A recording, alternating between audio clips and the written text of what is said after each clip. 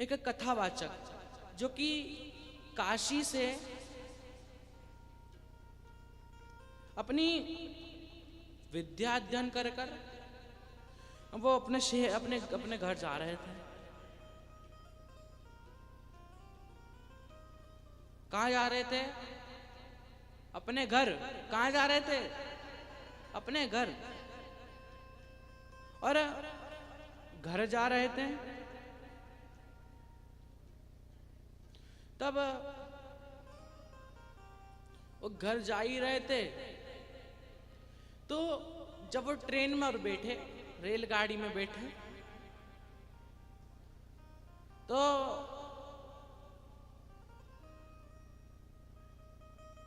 रेलगाड़ी में जैसे बैठे और वो थोड़ी देर नीचे उतरे अपना कुछ सामान खाने पीने के लिए। अब वो नीचे जैसे ही उतरे तो उनने पर्स निकाला। अब उनने जलेबी तो ले ली थी, पर्स देखा, पर्स था ही नहीं जेब में। पर्स था नहीं तो बेचारा अब उससे कह रहा दुकान वाले से कि सुनो, मेरा पर्स चोरी हो गया है, क्या मैं तुम्हें बाद में पैसे वापस कर दूं तो चलेगा? हाँ चलेगा। क्यों, बताओ एक बात, इधर आसपास का कहीं गांव है? हाँ। किधर है? वो देखो, वो दिखाई दे रही है उधर। बोला हाँ दिखा रहा है, वही है। उसका नाम क्या है? कहाँ? उसका नाम मूर्खों का गांव है। क्या नाम है? मूर्खों का गांव। का क्या नाम है? अब कहीं कहीं के होते हैं नाम, बड़े विचित्र हैं, खूब विचित्र होते हैं। और अब मूर्खों का गांव, और नाम से ही उनके काम भी होते हैं वैसे ही, जैसे नाम वैसे काम।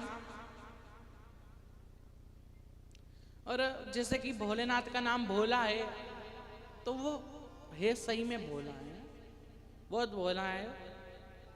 नाम से भी कहीं कहीं की पहचान पता सकते हैं कि इसका नाम ये है तो ये ऐसा होगा।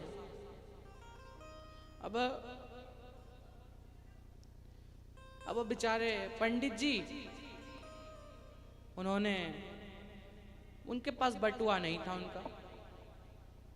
उनका पर्स नहीं था। तो उन्होंने कहा चलो ठीक है, जब तुम उधर से कथा कर कर आओ उस गांव से तो हमें दे देना। अब उसके पास थी एक पोथी, श्रीमद् भागवत की पोथी। अब वो पोथी लेकर चला और चलते चलते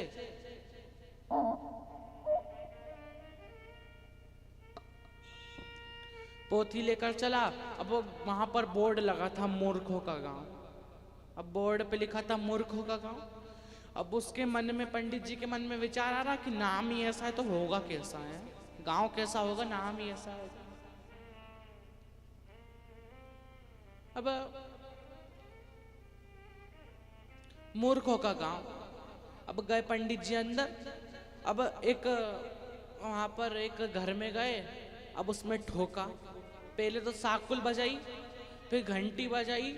अब घंटी और साकुल बजाने के बाद आधे घंटे तक कोई बाहर ही नहीं आया। और बाहर नहीं आया। देखो, ये जब मेहमान आपके घर पर भी आते हैं, आपको सम्मान करना आपका काम है, उन्हें रिस्पेक्ट देना आपका काम है। जैसे कि और शिव पुराण कहती है कि अगर आपके घर में कोई मेहमान नहीं आ रहा है, आपके घर में अगर गिलास झूठे नहीं हो रहे हैं किसी बाहर के वाले के मुख से, तो आपके घर में लक्ष्मी आना कम हो जाती है,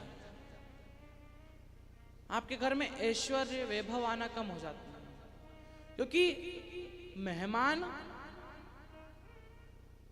जब आते हैं तो हमारे घर में भी चार चांद लग जाते हैं। और भगवान शंकर के द्वार पर जो आता था, भगवान शंकर उनकी भी बहुत रिस्पेक्ट करते थे। भगवान शंकर उनका भी बहुत आदर सत्कार करते थे खूब। भगवान विष्णु आते थे तो भगवान विष्णु का, भगवान ब्रह्मा आते तो ब्रह्मा का, भगवान नारद आते तो नारद का, भले उनके मन में भाव कैसा भी हो। लेकिन तब भी भगवान उनका आदर करते थे। ये भगवान शंकर से हमें प्रेरणा लेनी चाहिए कि भले ही हमारे घर के बाहर कोई भी आता है, भले ही हमारे घर के पार कोई भी हो, या मेहमान आ रहा है, तो सबसे पहले उसका आदर, फिर उसके बाद हमारे घर में लक्ष्मी आती है। क्योंकि लक्ष्मी जी सोचती हैं कि जब इनसे इनका ही आदर नहीं हो रहा तो मेरा आदर कैसे करेंगे, मुझे कैसे रखेंगे। तो लक्ष्मी भी ये सोचकर चले जाती है। और भोलेनाथ सबका आदर करते हैं, लेकिन कुछ लोग उनको समझ लेते हैं जटाजूट बांधने वाला।